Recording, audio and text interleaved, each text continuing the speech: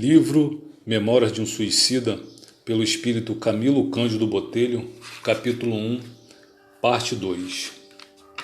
Era eu, pois, presidiário dessa cova ominosa do horror.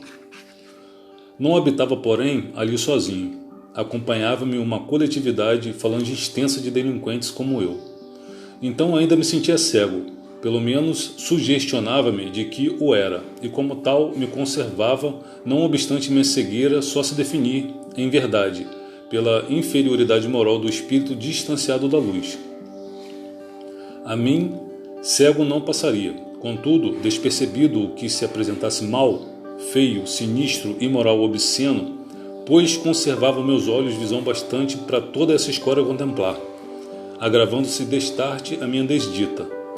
Dotado de grande sensibilidade, para maior mal tinha agora como superexcitada, o que me levava a experimentar também os sofrimentos dos outros mártires, meus cômpares.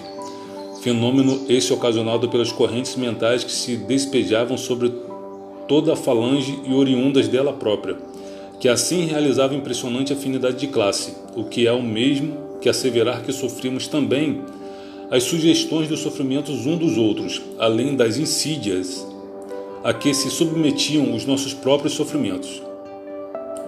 Às vezes, conflitos brutais se verificavam pelos becos lamacentos onde se enfileiravam as cavernas que nos serviam de domicílio. Invariavelmente irritados, por motivos insignificantes, nos atirávamos uns contra os outros em lutas corporais violentas, nas quais,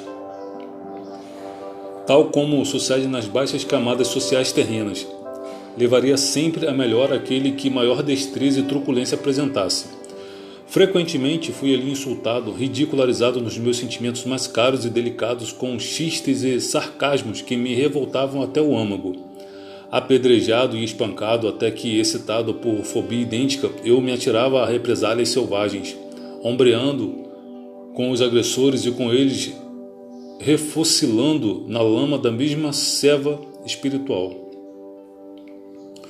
A fome, a sede, o frio enregelador, a fadiga, a insônia, exigências físicas martirizantes, fáceis de o leitor entrever, a natureza como que aguçada em todos os seus desejos e apetites, qual se ainda trouxéssemos o envoltório carnal, a promiscuidade muito vexatória de espíritos que foram homens e dos que animaram corpos femininos, tempestades constantes, inundações mesmo, a lama, o fétido, as sombras perenes, a desesperança de nos vermos livres de tantos martírios sobrepostos, o supremo desconforto físico e moral. Eis o panorama, por assim dizer, material que emoldurava os nossos ainda mais pungentes padecimentos morais. Nem mesmo sonhar com o belo, dar-se-á devaneios balsamizantes ou a recordações beneficentes, era concedido àquele que porventura possuísse capacidade para fazê-lo. Naquele ambiente superlotado de males, o pensamento jazia encarcerado nas fragas que o contornavam, só podendo emitir vibrações que se afinassem ao tono da própria perfídia local. E, envolvidos em tão enlouquecedores fogos, não havia ninguém que pudesse atingir um instante de serenidade e reflexão para se lembrar de Deus e bradar por sua paternal misericórdia. Não se podia orar, porque a oração é um bem, é um bálsamo, é uma trégua, é uma esperança.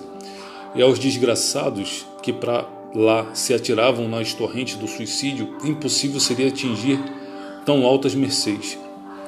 Não sabíamos quando era dia ou quando voltava a noite, porque sombras perenes rodeavam as horas que vivíamos. Perdêramos a noção do tempo, apenas esmagadora sensação de distância e longevidade do que representa o passado ficara para açoitar nossas interrogações, afigurando-se-nos que estávamos há séculos jungidos a tão ríspido calvário.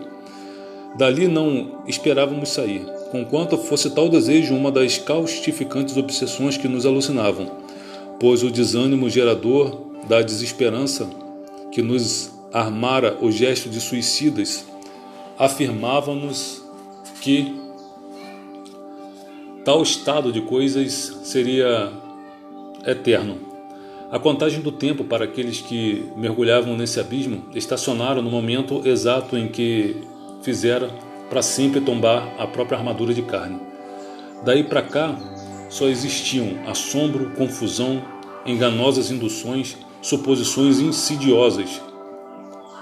Igualmente, ignorávamos em que local nos encontrávamos, que significação teria nossa espantosa situação. Tentávamos aflitos furtar-nos a ela, sem percebermos que era cabedal de nossa própria mente, conflagrada de nossas vibrações entrechocadas por mil malefícios indescritíveis.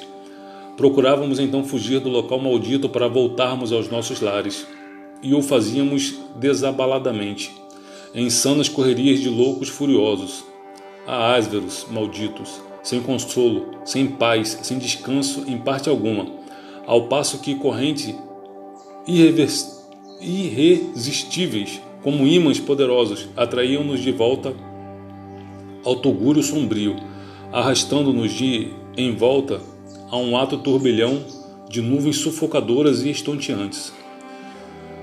De outras vezes, tateando nas sombras, lá íamos, por entre gargantas, vielas e becos, sem lograrmos indício de saída, cavernas, sempre cavernas, todas numeradas, ou longos espaços pantanosos quais lagos lodosos circulados de muralhas abruptas, que nos afiguravam levantadas em pedra e ferro, como se fôramos sepultados vivos nas profundas tenebrosidades de algum vulcão. Era um labirinto no qual nos perdíamos sem podermos jamais alcançar o fim. Por vezes acontecia não sabermos retornar ao ponto de partida, isto é, as cavernas que nos serviam de domicílio, o que forçava a permanência ao relento até que deparássemos algum covil desabitado para outra vez nos abrigarmos. Nossa mais vulgar impressão era de que nos encontrávamos encarcerados no subsolo, em presídio cavado no seio da terra. Quem sabia se nas entranhas de uma cordilheira, da qual fizesse parte também algum vulcão extinto, como pareciam atestar aquelas imensuráveis poços de lama, com paredes escalavradas, lembrando minerais pesados. Aterrados, entrávamos então a bramir em coro, furiosamente, quais maltas de chacais danados, para que nos retirassem dali, restituindo-nos à liberdade. As mais violentas manifestações de terror seguiam-se então. E tudo quanto o leitor imaginar possa, dentro da confusão de cenas patéticas inventadas pela fobia do horror, ficará muito aquém da expressão real por nós vivida nessas horas criadas pelos nossos próprios pensamentos distanciados da luz e do amor de Deus. Como se fantásticos espelhos perseguissem obsessoramente nossas faculdades, lá se reproduzia a visão macabra, o corpo a se decompor sob o ataque dos vibriões esfaimados, a faina detestável da podridão a seguir, o curso natural da destruição orgânica, levando em roldão nossas carnes, nossas vísceras, nosso sangue pervertido pelo fétido, nosso corpo, enfim, que sumia para sempre no banquete asqueroso de milhões de vermes vorazes, nosso corpo que era carcômico lentamente sob nossas vistas estupefatas. Que morria era bem verdade, enquanto nós, seus donos, nosso ego sensível, pensante, inteligente, que dele se utilizara apenas como de um vestuário transitório, continuava vivo, sensível, pensante, inteligente, desapontado e pávido, desafiando a possibilidade de também morrer. E, ó tétrica magia que ultrapassa todo o poder que tivéssemos de refletir e compreender. Ó castigo irremovível, punindo o renegado que ousou insultar a natureza, destruindo prematuramente o que só ela era competente para decidir e realizar. Vivos, nós, em espírito, diante do corpo putrefato, sentíamos a corrupção atingir-nos. Doíam em nossa configuração astral as picadas monstruosas dos vermes. Enfurecia-nos até a demência a martirizante repercussão que levava nosso perispírito, ainda animalizado e provido de abundantes forças vitais, a refletir o que se passava com seu antigo envoltório limoso. Tal o eco de um rumor a reproduzir-se de quebrada em quebrada da montanha ao longo de todo o vale. Nossa covardia, então, a mesma que nos brutalizara, induzindo-nos ao suicídio, forçava-nos a retroceder. Retrocedíamos.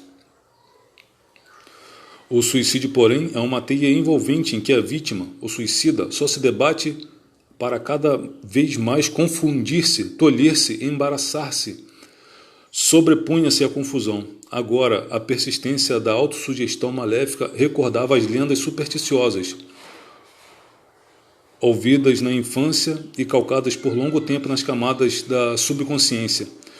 Corporificava-se em visões extravagantes e que emprestava a realidade integral.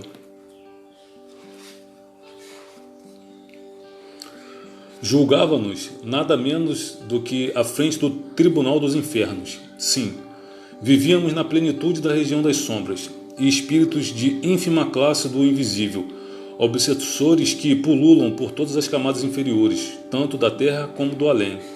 Os mesmos que haviam alimentado em nossas mentes as sugestões para o suicídio, divertindo-se com nossas angústias, prevaleciam-se da situação anormal para a qual resvaláramos,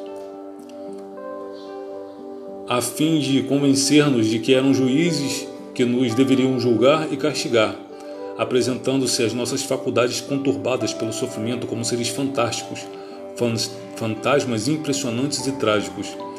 Inventam cenas satânicas com que nos supliciavam, submetiam-nos a vexames indescritíveis, obrigavam-nos a torpezas e deboches, violentando-nos a compactuar de suas infames obscenidades.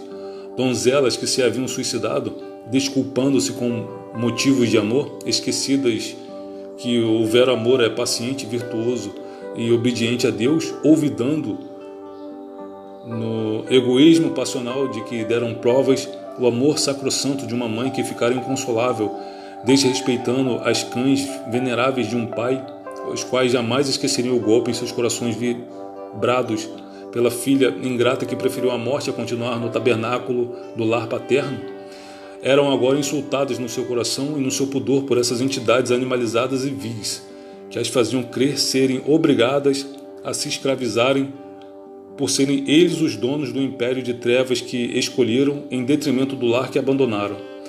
Em verdade, tais entidades não passavam de espíritos que também foram homens, mas que viveram no crime, sensuais, alcoólatras, devassos, intrigantes, hipócritas, perjuros, traidores, sedutores, assassinos perversos, caluniadores, sátiros, enfim, essa falange maléfica que infelicita a sociedade terrena, que muitas vezes tem funerais pomposos e exéquias solenes, mas que na existência espiritual se resume na corja repugnante que mencionamos, até que reencarnações expiatórias, miseráveis e rastejantes venham impulsioná-la a novas tentativas de progresso. A tão deploráveis sequências sucediam-se outras não menos dramáticas e rescaldantes. Atos incorretos por nós praticados durante a encarnação, nossos erros, nossas quedas pecaminosas, nossos crimes mesmo, corporificavam-se à frente de nossas consciências como outras visões acusadoras, intransigentes na condenação perene a que nos submetiam. As vítimas do nosso egoísmo reapareciam agora, em reminiscências vergonhosas e contumazes, indo e vindo ao nosso lado com atropelos perfinazes, infundindo em nossa já tão combalida organização espiritual o mais angustioso desequilíbrio nervoso forjado pelo remorso. Sobrepondo-se, no entanto, a tão lamentável acervo de iniquidades, acima de tanta vergonha e de tão rudes humilhações, existia, vigilante e compassiva, a paternal misericórdia do Deus Altíssimo, do Pai justo e bom que não quer a morte do pecador, mas que ele viva e se arrependa. Nas peripécias que o suicida entra a curtir depois do desbarato que prematuramente o levou ao túmulo, o vale sinistro apenas representa um estágio temporário, sendo ele para lá encaminhado por movimento de impulsão natural, com o qual se afina até que se desfaçam as pesadas cadeias que o atrelam ao corpo físico terreno. Destruído antes da ocasião prevista pela lei natural, será preciso que se desagreguem dele as poderosas camadas de fluidos vitais que lhe revestiam a organização física, adaptadas por afinidades especiais da grande mãe natureza à organização astral, ou seja, ao perispírito, as quais nele se aglomeram em reservas suficientes para o compromisso da existência completa, que se arrefeçam, enfim, as mesmas afinidades, labor que na individualidade de um suicida será acompanhado das mais aflitivas dificuldades, de morosidade impressionante, para só então obter possibilidade vibratória que lhe faculte alívio e progresso. De outro modo, tal seja a afeição do seu caráter, tais os deméritos e grau de responsabilidades gerais, tal será o agravo da situação, tal a intensidade dos padecimentos a experimentar, pois nestes casos não serão apenas as consequências decepcionantes do suicídio que lhe afligirão a alma, mas também o reverso dos atos pecaminosos anteriormente cometidos.